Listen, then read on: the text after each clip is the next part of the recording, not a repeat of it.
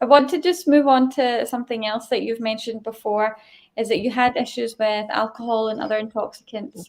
How did Islam help you overcome them? And can you give any advice for someone that is struggling with these issues just now? I'm not sure.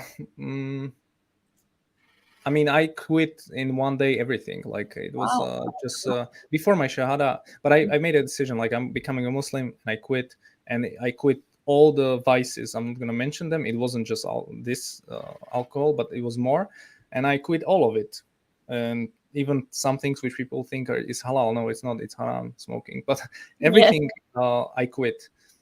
And I wasn't even Muslim, to be honest. And I just did it 1 month before my shahada because I knew I will become a Muslim. I can't be a Muslim and doing haram. Like I don't know Yeah. how I can't imagine how Muslims do this. Like I really have hard time when I see somebody walk out of Jummah and they smoke cigarette in front of everybody. Like if they did it in secret, so Yeah. your sin is just for you, but you're exposing your sin to others, Yes. which means that that small sin just became a major sin for you on the Mhm. day of judgment. Like if you don't know Yeah. this is a big problem in knowledge. Like you just don't know this. Like how can you not know this?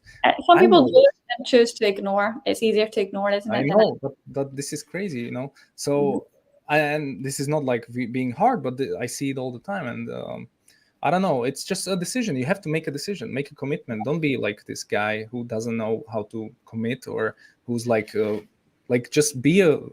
I'm talking to the guys, so just be a rijal, just make a decision, and it's possible. Like I really thought when I was a jahil that it's not possible. This isn't. I tried quitting like for decade. Like here we start with these vices at the age of 12 usually. So it starts like that, and it just Oh, goes with you your whole life. And then you think like I'm gonna quit when I grow up. But when you grow up, all your friends grow up, and you're all just addicted. Then you go to workplace, everybody's drinking on Christmas parties. All this is just drunkenness or other stuff, and it's connected to zina. Everything is like it's a shaitanic, yeah, whatever. yeah, So, and you have to cut the shaitanic thing in the roots. What's the root? Your inability to say no. You're unable to just control. This is yeah, like this is important. You yeah, can't just say to yes to everything. So you just gotta cut it, and it's very difficult. But I never had any. Like I thought not gonna be possible, especially with the other stuff because I was like really addicted and nothing like nothing. I don't feel a need to ever touch anything, any of that. So I can't give really advice. This is a lot of converts did this before the shahada. They just threw away cigarettes and they just burned it all, and that's it. Coming clean into the deen. This is the best way. If you're a yeah, born Muslim, you have to do the same kind of like re-shahada yourself. yeah, Just make a commitment to Islam again. Because yeah, it's probably because your Islam is weak. Like there's no other solution. Like if you believe in Islam, if you believe this is a sin, and it's not like something that there are some sins who of course everybody has, but this is something you can overcome. People have done it. It's not something biological.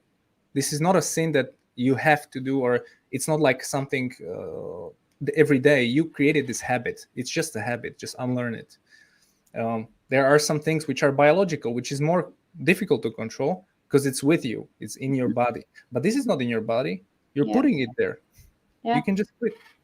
Yeah, it's sad how much it takes over people. I mean, even we're on a break just now, and in the streets we've seen people because we're staying in the city centre, and we've seen people in the streets just drunk and shouting and fighting, and we're No, with our daughters. We're with our children, like tiny. This is during the day, 2 o'clock in the afternoon, really, 3 it's o'clock in crazy. the afternoon, and I'm like, it's 2 o'clock. Like, okay, if it was like 9, 10 o'clock, I understand, but it's like in the middle of the day, like Yeah, it's just sad, and I it's true. actually feel bad for these people. I actually feel bad for them because they don't know how much Yeah, I mean, I used to be one of those guys. It's insane. Like when you walk on a Friday night, just walk on Friday night between like 10 p.m. to 12.